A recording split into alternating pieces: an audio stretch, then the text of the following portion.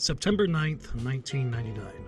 On this day, Sega will release their last ever home video game console titled the SEGA Dreamcast in North America. It would go down in history as perhaps the biggest console launch of all time. People all across the globe were lined up outside of their major tech retailers for the chance to experience what was at the time the true next step into a new generation of video games. The Dreamcast was capable of producing graphics the likes of which absolutely blew its contemporaries out of the water with games like Soul Calibur, Dead or Alive 2, and House of the Dead 2. This console exemplified the boundless imagination and possibility people saw in technology during the aptly named Y2K era of tech, implementing revolutionary features on top of its insane graphical capabilities. The most notable of which being the pack-in dial-up modem, which gave the Dreamcast the honor of the first home console to have online functionality as a key selling point to its infrastructure. Multiplayer, computer functionality, downloadable content, you name it, the Dreamcast had it. We'll be able to play online. We believe the future of gaming is the internet, and the SEGA Dreamcast provides internet connectivity, a 56K built-in modem at $199. At launch, email, chat, and an unbelievable amount of content. One key reason people were excited about the SEGA Dreamcast's launch, however, was the anticipation for the return of one of video games' most beloved icons, Sonic the Hedgehog. To understand this excitement, however, we have to understand where Sonic, and by extension Sega, were during the time leading to the monumental launch of the Dreamcast. Even though Sonic's big Dreamcast debut and franchise return, along with the Dreamcast itself, was promising, it was doomed to be an ephemeral dream that would cause Sega to pull out of the home console market entirely. This is the story of Sonic Adventure, and how it embodied and was tied to the beautiful cursed dream that was the SEGA Dreamcast. How the fate of this game and its console were so intrinsically intertwined. We are 5 years away from entering the 21st century. Humankind stands on the edge of the interactive age. You have come a long way. But are you ready for the future? Introducing Sega Saturn. Aww. Hit it! Sega's next-generation gaming platform, revolutionary sports and arcade gameplay, all with amazing new 3D experiences never before possible on home game systems. To understand Sega and Sonic in 1999, we have to understand Sega and Sonic during the era prior. One that would be full of confusion and corporate infighting that would generate a ticking time bomb within Sega themselves. Sega's market share in the home console space went from a healthy rivalry with Nintendo to being absolutely trampled by both Sony and Nintendo in the 5th generation of console video games. Sega's dog in this fight against the Sony PlayStation and Nintendo 64 was the Sega Saturn. This console had its qualities then and now and did extremely well in its home country of Japan. But in the end, it was marred by the bad speculative analysis of Sega of Japan on the future of video games and hardware structure that remains complicated to this day. Sega has always had consistent success in the arcade market, with hardware infrastructure that benefited it. With the popularity of arcades dwindling in America, yet still as big as ever in Japan, there became a skew of perspective in an already very divided company both culturally and philosophically. Sega of America and Sega of Japan did not see eye to eye due to this, but at the end of the day, it was Sega of Japan who would call the shots on the hardware they produce. Thus, the Saturn was poised to be an arcade powerhouse with a level of 2D fidelity the likes of which people have never seen, with the 3D aspect being relegated to special effects and background elements. However, people in America, where home consoles were booming, weren't seeing video games in that light. Fancy schmancy 3D graphics were on everyone's minds, and Nintendo and Sony recognized this, their consoles being made with an architecture in mind that would seamlessly render full 3D environments. That's not to say full 3D was impossible on Sega Saturn, it was just incredibly complex to create, and studios didn't think it'd be worth the headache to port their big 3D best-selling games to a failing platform with a high barrier of entry on the hardware side. It was clear that a pivot needed to be made, but what really was apparent on the Saturn was the lack of Sonic the Hedgehog, the series that defined Sega for most audiences internationally. In reality, there was a semi-3D Sonic game being developed for the Sega Saturn at Sega Technical Institute, or STI, in California, titled Sonic Extreme. This was meant to be Sonic's debut on the Sega Saturn, but as you could see from the footage, the project seemed incredibly misguided, and it turns out that was the case. This game has one of the most infamous development cycles of any AAA studio project in video game history and would go down as one of Sega's biggest failures. It was an expensive and confusing project that at the end of the day would never surface, as it was cancelled due to a myriad of reasons, including and not limited to budget constraints, hardware limitations, corporate infighting, technical ownership, miscommunication, language barriers, cultural barriers, etc., etc. So for this entire console generation, there was this Sega without a Sonic, thus a console that had no identity in the West to most people, which is where the console needed to make a splash in order to turn a profit. The development priorities of Sonic the Hedgehog after Sonic Extreme's cancellation would be shifted back in-house at Sega of Japan, and development of what we know as Sonic Adventure would begin,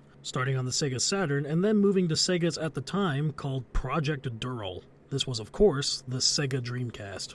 Sonic Adventure's earliest conceptualization would come from the game's director Takashi Iizuka, as a game with an RPG-like setting, with the Saturn being the platform in mind.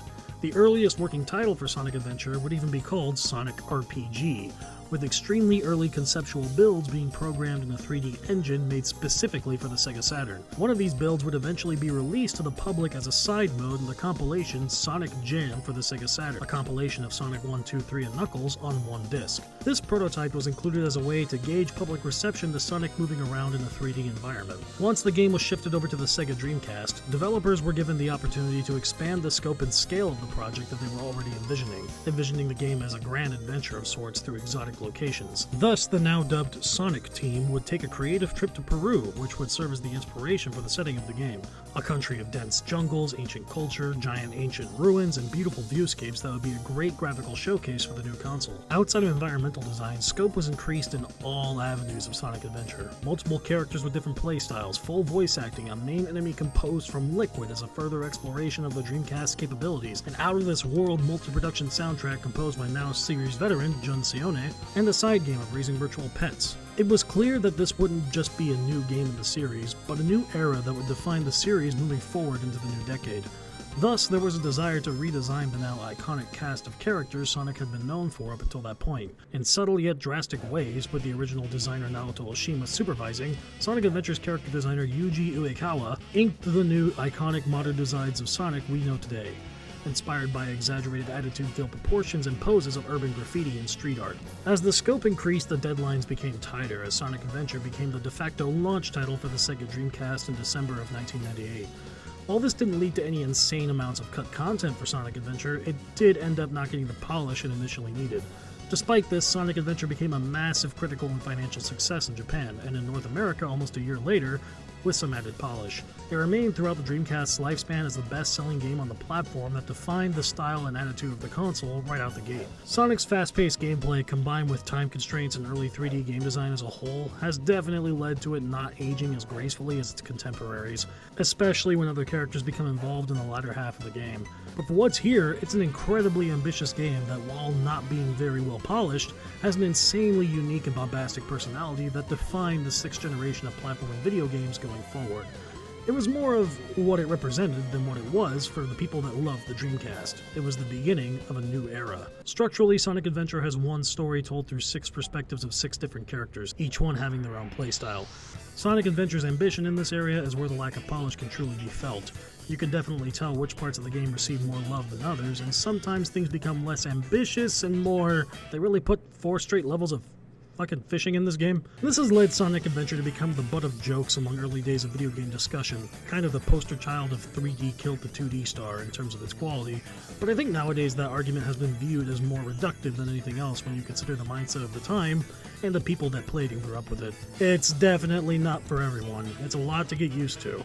It's old, it's janky, but it's probably also older than you at this point, so don't worry, it's not hurting anyone's pride. My perspective on Sonic Adventure comes from endearment today. I can see it trying, and trying with an attitude at that. I first played Sonic Adventure on the GameCube when I was a youngin', when it got ported to that system as Sonic Adventure DX Director's Cut. At the time, I wasn't put off by the fact that this was an ugly transition to a new piece of hardware. Like, why are they shiny? I was just playing a Sonic game, and one that I adored at that. The atmosphere and music are what blew me away. This was Child John Fupasaiyan's aesthetic, and I still credit Sonic Adventure's soundtrack as my absolute favorite soundtrack in all of video games. It hits every single mark on my personal checklist of what I think is rad, and I don't think I'll hold another grouping of music in this high regard ever.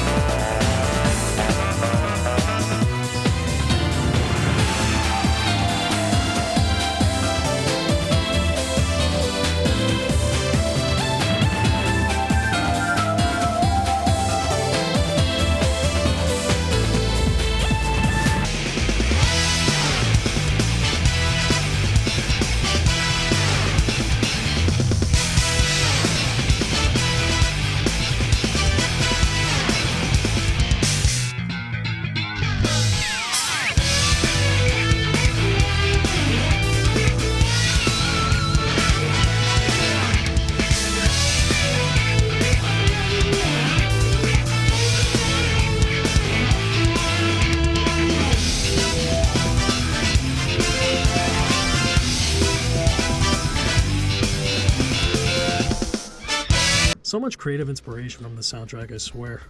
Sonic Adventure's legacy is one that is spotty. Like I said, discussion of this game was marred by the flaws of early game design discussion online, but I'm glad people are starting to value it in a different light. Seeing how the technical flaws of this era of video games that I hold so dear to me become too low-hanging fruit for most people to have discussions of video games nowadays is very validating. There's definitely a better understanding of this era of video games now than there ever has been due to people from this era reaching adulthood mostly. There's a conversation to be had about bias and its validity and critical analysis on not just video games, but any kind of media really. While I do think the context of discussion will always determine whether or not bias is a good thing or bad thing to have in terms of forming one central thesis on a topic, I think being able to explain and understand your bias on a grounded level is infinitely more valuable than a raw, objective take. Having a unique perspective based on your personal experience that you can articulate well can add a lot to a conversation. You just have to take it with a grain of salt that there is no right opinion, and while general consensuses do exist, they are nothing more than the general discussion at hand. Having a perspective outside the norm doesn't make you any more or less valid. Because if this game truly was just a slapdash, incompetent schlockfest at its core, would there have been an entire creative team going to Peru for inspiration? Would there have been an incredible multi-genre soundtrack that I hold so dearly? Would there have been all this blood, sweat, and passion put into a project that had to be dug up from the ashes of a dead console if there was truly nothing to believe in? Truly, do you think everyone who ever enjoyed this game, which was a lot, mind you, don't get me wrong, people saying that nobody did is just revisionist history, was just wrong? I think objectivity would win in that argument here and say, no. At the end of the day, the legacy of Sonic Adventure couldn't revive the discussion of the Dreamcast as a whole and where it went after Sonic Adventure's release and launch in 1999. The Dreamcast at the end of the day was a cursed dream, one that burned as bright as a star but exploded just as hard as a star would. Sony's PlayStation 2 was announced the year of the Dreamcast's release, which on top of being more powerful than the Dreamcast, was compatible with the booming new DVD format and could play DVD movies for half the price of a conventional DVD player. That was the death knell for the SEGA Dreamcast, not to mention for Sega as a whole. It's debated what genuinely killed Sega in the living room, but if you were to ask me, it definitely wasn't the Dreamcast. I just think Sega was a company that was divided for so long, and when they finally united, it was too late. It seemed there were hard heads on both sides of the pond, and neither one was willing to compromise effectively for the other. Thus, with that bleeding into the Saturn, Sega effectively shot themselves in the foot and only bandaged the wound. At the end of the day, it was probably beyond saving. Sega left the console market after the Dreamcast discontinuation in 2001, with their last first-party published game on the console being none other than Sonic Adventure 2. One hell of a last hurrah that bookended the most beautiful swan song of the era for a line of consoles that defined the childhoods of many, Sonic Adventure and the Sega Dreamcast being no exception. I'm John Fupasaiyan. Thank you for watching.